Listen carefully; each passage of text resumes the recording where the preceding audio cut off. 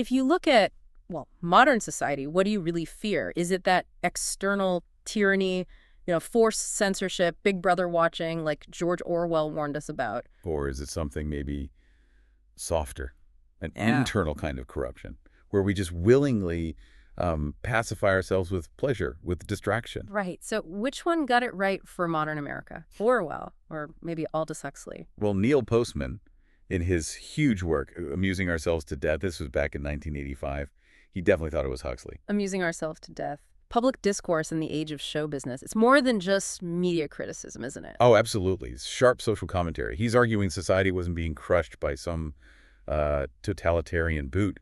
Instead, we were sort of slowly numbing ourselves with our own love for entertainment. Okay, so we want to let you know, discover a new in-depth approach to book coverage with this extended summary. Unlike our previous review, which offers a focused analysis, this feature delivers a comprehensive overview tracing the intellectual roots, key arguments, and real-world impact of this subject. Yeah, and if you appreciate this expanded format, find it helpful, definitely let us know. Your feedback helps shape what we do next. So what's Postman's core argument then, boiled down? It's pretty stark, actually.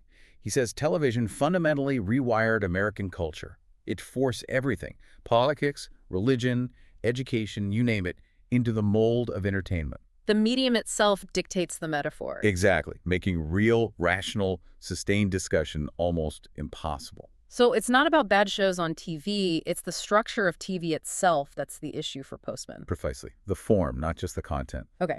Before we dig into that historical shift he describes, just a quick note for you. You are experiencing a unique two-host AI conversation powered by Google's NotebookLM for deeper, more dynamic book summaries. So to grasp this shift, Postman lays out his framework first. He kind of riffs on Marshall McLuhan's famous line, "The medium is the message." Right, but Postman says the medium is the metaphor. What's the difference there? Well, he's saying a new communication tool doesn't just change what we discuss. It changes how we know things. It actually creates its own way of thinking, its own epistemology, its own way of deciding what's true. Ah, okay. And that connects back to Orwell versus Huxley. Directly. Postman saw TV as Huxley's soma, that pleasure drug from Brave New World. The thing that keeps everyone happy and distracted. Exactly, a kind of self-imposed distraction. It stops people from noticing, maybe, the intellectual price they're paying. That's why he felt Huxley saw the West's future more clearly than Orwell did. Interesting. So, to show what was lost, he looks back first. Yes, he details what he calls the age of typography. Think colonial times through the mid-19th century. Defined by print. Dominated by it. Widespread literacy, pamphlets, books, long political arguments, all print. And reading print is, well, it's demanding, right? It takes work. Postman calls it sustained intellectual effort. You have to sit, follow a logical argument step by step, process information that has paraphrasable content. Meaning, you can actually explain the argument in your own words, not just react to an image. Right. If you could paraphrase it, you've grasped the rational core. And this effort wasn't niche. It was expected. He talks about political discourse back then. Yeah, he points out that the big debates in the 18th, 19th centuries assumed people would read pages and pages of dense argument. And here's a great detail. He notes the first, number 15 U.S. presidents? Many could walk down the street totally unrecognized. No way. But people knew them intimately through their published writing, their ideas. That's a world away from today, from knowing figures by their words to knowing them by their face, their image. A huge shift. But Postman says this typographic culture started eroding even before TV, late 19th century specifically. Two technologies. Okay, what were they? First, the telegraph. Morse code, dots and dashes. Right. And what the telegraph did was rip information away from its local context. Before that, news traveled slow, usually relevant to your life. Suddenly, fang, instant news about things happening miles away. Stuff you couldn't really do anything about. Exactly. It was decontextualized. Instant, but often irrelevant or disconnected from your reality. So the telegraph taught us that information is valuable just because it's new, not because it's useful or understandable. That's the idea. Yeah. And the second big piece was photography.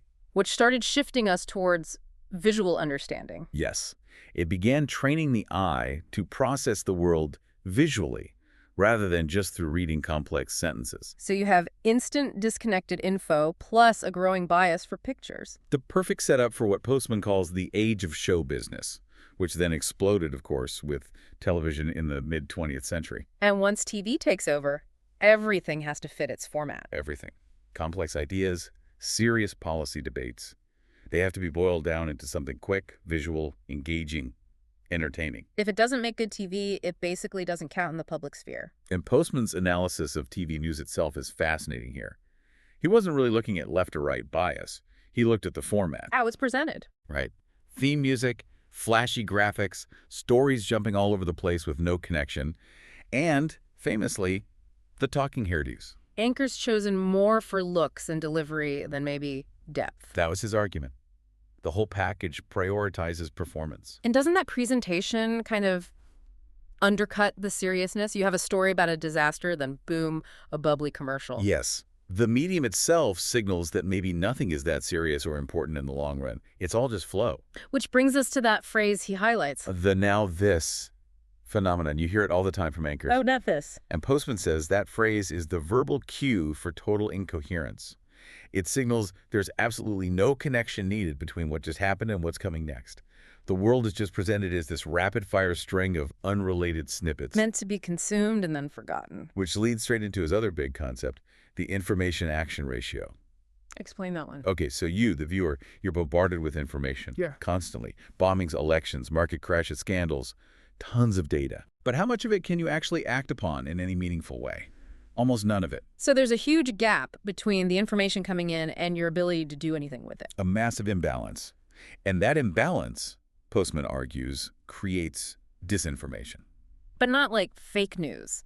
No, not necessarily false information. It's misleading information because it creates the illusion of being informed without any real understanding or capacity for action. You feel like you know what's going on, but you're actually just passively consuming disconnected facts. Exactly. His classic example was the Iranian hostage crisis coverage back then. Non-stop TV updates, every detail. Felt like we knew everything. But Postman argued most Americans remain profoundly ignorant about basic Iranian history, culture, the actual political context. The sheer volume of coverage created a false sense of knowledge without fostering any real rational engagement. Okay, that's quite an indictment of the news format. Before we get into how this reshaped things like politics and schools, let's just pause for a moment. Definitely. And check out Mindful Moments, our YouTube channel offering AI book analysis, summaries, and critiques. It's designed to inspire reflection and rational thought. So this demand for entertainment, Postman argues, went right into the heart of democracy. Politics changed completely. Yeah, political communication, which used to be about reading dense arguments in the typographic age. Yeah. It just flipped. Campaigns became about creating appealing visual images fast. Less about the substance of policy, more about the candidate's TV persona. Totally. Success started depending less on the quality of your ideas and more on how you came across on screen. Could you deliver a good soundbite? Did you look good? He mentions Ronald Reagan specifically here, right? Yes. Reagan was his prime example. A former actor, someone whose skills were perfectly suited to the demands of television. Postman saw him as embodying that shift politics becoming show business, where the style was the substance. And this filters down into everything, even how we think about learning. His critique of educational TV is pretty sharp. It is, even something widely praised like Sesame Street. Postman wasn't saying it was bad, exactly, but he argued that by framing learning purely as fun, fast entertainment. It undermines the value of actual hard thinking. That's the concern. It sets an expectation that learning should always be easy and entertaining.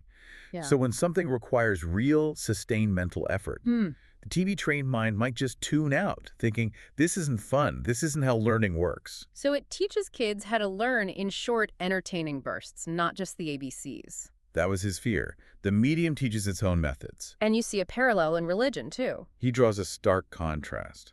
Think about preachers in the 18th and 19th centuries. They needed deep knowledge of Scripture, complex theological arguments to hold an audience's attention for hours. Real intellectual heavy lifting. Compared to modern televangelism, where success often hinges on, well, what Postman saw as a kind of anti-intellectual performance. More about the spectacle, the emotion, the production value. Right. The focus shifts from reasoned theology to the charisma of the preacher, the lighting, the music, the emotional appeals. Again, spectacle over substance, driven by the medium's demands. And this TV logic, it even started changing other media. Oh, yeah. He talks about the commercial structure of television itself, the absolute need for high ratings. Meaning what gets shown is based on what sells ads, not necessarily what's important or true. Commercial feasibility becomes the main gatekeeper. Is it entertaining enough to keep viewers watching through the next ad break? That becomes the key question, not is this vital information? And print media started copying TV. He used USA Today as the big example back then, a newspaper designed to look and feel like television. Lots of color, big pictures, short articles. Exactly. Very visual, very brief, easily digestible stories. He pointed out that its editors were pretty open about prioritizing that easy readability and entertainment factor over, say, deep investigative work, like a newspaper you could skim during a commercial break. Wow. So let's bring it all together. The book, which has been translated into number 16 languages, it's really documenting this huge cultural shift. A shift away from rational, print-based public discussion towards something else. Towards entertainment, amusement, and maybe a decline in our ability to think critically as a society. Citizenship becomes more like consumerism. That's the core of his warning. It's an intellectual, often controversial, but deeply thought-provoking summary of how our tools, our media technologies, literally shape how we think and what we value. He tracked that move from print to TV, showing how we arguably traded complexity for comfort, substance for showmanship. And the chilling part is his belief that we weren't forced into this. We weren't oppressed. We willingly chose amusement, becoming, in Huxley's terms, pacified by our own pleasures. So final thought then. If this book, written way back in 1985, was warning about television turning public life into entertainment, what does that mean for us today, living in a world dominated by the internet? An internet that delivers personalized, endless, algorithmically tuned entertainment right into our pockets. That is definitely the question to ponder, isn't it? Indeed. Click the link on screen for the in-depth book critique. Subscribe, share, purchase via link, and, well, think rationally. See the many genre-based book podcasts at Mindful Moments. Subscribe and nourish your mind on the go.